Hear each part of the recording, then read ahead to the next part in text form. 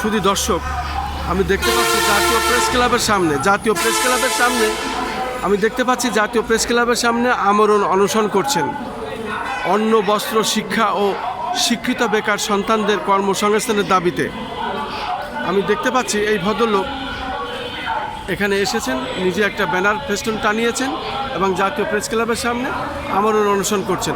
আপনার নাম, পরিচয় দিয়ে বিষয়টি বলুন। আমার নাম মোহাম্মদ মিজানুর রহমান। আমি সাবেক ইউপি সদস্য, নারায়ণগঞ্জ জেলার রূপগঞ্জ উপজেলার একটি ইউনিয়ন পরিষদের সদস্য ছিলাম। 3 বছর প্যানেল চেয়ারম্যানের দায়িত্ব পালন করেছিলাম। কিন্তু চেয়ারম্যানের দায়িত্ব পালন 3 করেছিলেন? বছর ভারপ্রাপ্ত চেয়ারম্যানের দায়িত্ব পালন করি। আচ্ছা, বলুন। কিন্তু অত্যন্ত দুঃখ ভারাক্রান্ত হৃদয় বলতে আমার 3টি সন্তান, 2টা ছেলে, একটা মেয়ে। বড় ছেলে 2015 সালে কানপুর বিশ্ববিদ্যালয় থেকে MBA পাস করার পর তার একটি চাকরি হয়েছিল একটি বেসরকারি কোম্পানিতে। আচ্ছা। কিন্তু করোনার কারণে সেই কোম্পানিটা বিলুপ্ত হওয়ার পর আমার ছেলে একটি ব্যাংকে জব করার উদ্দেশ্যে তার চাকরি হয়েছিল। তৎকালীন সরকারের একজন মন্ত্রীর ছেলে ওই ব্যাংকের চেয়ারম্যান ছিলেন। আচ্ছা। আমি ওই মন্ত্রী কুকর্মের সাথে একমত পোষণ না করার কারণে, প্রতিবাদ করার কারণে আমার সন্তানকে সেই ব্যাংকে জবে জয়েন করতে দেওয়া হয় নাই। কোন ব্যাংক? সেটা হলো যমুনা ব্যাংক। যমুনা ব্যাংক। আচ্ছা। আমি অত্যন্ত দুঃখ ভারাক্রান্ত মন নিয়ে আজকে শেষ সম্বল হিসাবে এই জাতীয় প্রেস ক্লাবের সামনে এসেছি, যেখানে আমি এই মাদকাসক্তদের বিরুদ্ধে আমার লেখালেখির মাধ্যমে একটি সংগঠন করেছিলাম আলোর প্রত্যাশায়। মাদকাসক্তদেরকে আমার এই প্রতিষ্ঠানে ভর্তি করে তাদেরকে অন্যায়ের পথ ছেড়ে অন্ধকার থেকে আলোর পথে এনে নিয়েছিলাম। কিন্তু অর্থনৈতিক কারণে আমার সেই প্রতিষ্ঠানটি বন্ধ হয়ে যায়। আমি এই দেশের বিত্তবানদের প্রতি আহ্বান জানাবো আপনাদের মাধ্যমে, এই বিত্তবানরা যেন আমাদের এই সংগঠনটা চালু করারই করে।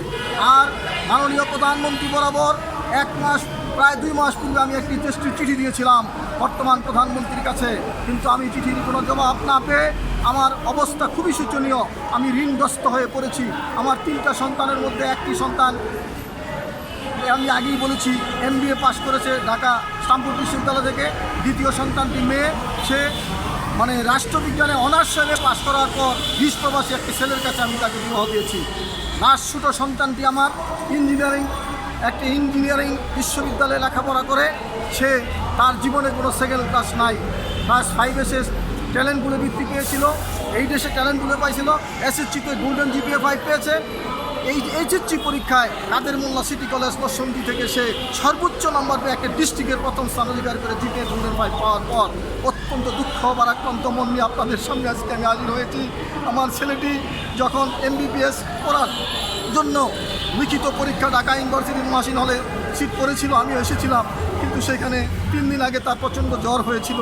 জ্বরের কারণে পরীক্ষাটি ভালো করতে না পারলেও মাত্র 1 নম্বরের জন্য সে টিকে নাই এবং তার ওয়েটিং লিস্টে নাম ছিল, কিন্তু সঠিক তদবিরের কারণে আমি সেই ওয়েটিং লিস্ট থেকে লিস্টে সংযুক্ত করতে পারিনি। কিন্তু আজকে দেখেন, গত কুরবানির ঈদ গেল কয়েকদিন হলো, এই কুরবানিতে আমি কুরবানি দিতে পারি, আমার সন্তানদের মুখে আহার দিতে পারি। আজকে আমি অত্যন্ত ক্ষুধার্ত অবস্থায় পরিবারের কাউকে না জানিয়ে সর্বস্ব নিয়ে আমি এখানে এসেছি। এখান থেকে হয়তো আমার মৃত লাশ যাবে, নয়তো যদি বর্তমান সরকারের মাননীয় প্রধানমন্ত্রীর কাছে আমার আকুল আবেদন, আপনার মাধ্যমে আমি আমার সন্তানকে নিয়ে বেঁচে থাকার জন্য একটা চাকরি চাই, যোগ্যতা অনুসারে চাকরি দিন। অথবা আজকে যারা শিল্পপতি আমাদের রূপগঞ্জে বেশ কিছু লোক, বসুন্ধরা গ্রুপ, সিটি গ্রুপ এবং US বাংলা গ্রুপ, তারা 3টা বড় বড় প্রতিষ্ঠান থাকা সত্ত্বেও আমার রূপগঞ্জের মাটিতে তাদের বাস, কিন্তু আমার সন্তানের চাকরি হচ্ছে না। আমি সেই চাকরি চাই এবং আমি আমার সংগঠনকে চালিয়ে যাওয়ার জন্য আমি অর্থনৈতিক সহযোগিতা চাই। আর যদি এইটা না হয়, হয়তো বা 2-4 দিনের মধ্যে আমার মৃতদেহ এখান থেকে চলে যাবে, এই প্রত্যাশাই জ্ঞাপন করছে আপনার মাধ্যমে। আল্লাহ হাফেজ। শুধু দর্শক, আসলে মানুষের বিভিন্ন ধরনের সমস্যা শেষ নাই। উনি কান্না জড়িত কণ্ঠে বললেন ওনার আবেগ আপ্লুত কথাগুলো ওনার নিজস্ব এবং ওনার পরিবার। আসলে আমাদের দেশে আমরা কিন্তু অনেক শিল্পপতি আছে, তারা কিন্তু তাদের নিজের যারা মুখপাত্র তাদেরই দেখেন, অন্যদের তারা দেখেন না। এটাই হলো আমাদের দেশের সবথেকে বড় সমস্যা এবং এই সমস্যার সমাধান হওয়া দরকার। আমি খন্দকার মাসুদুজ্জামান, আমার 12টি ইউটিউব চ্যানেল আছে, 2টো অনলাইন পোর্টাল আছে। দীর্ঘ 35 বছর এই সাংবাদিক পেশায় কাজ করছি। তার মধ্যে আমরা এই ধরনের ব্যক্তিদের বিশেষ মুহূর্তগুলো আমরা ধরে রাখার চেষ্টা করি বা দেখানোর চেষ্টা করি।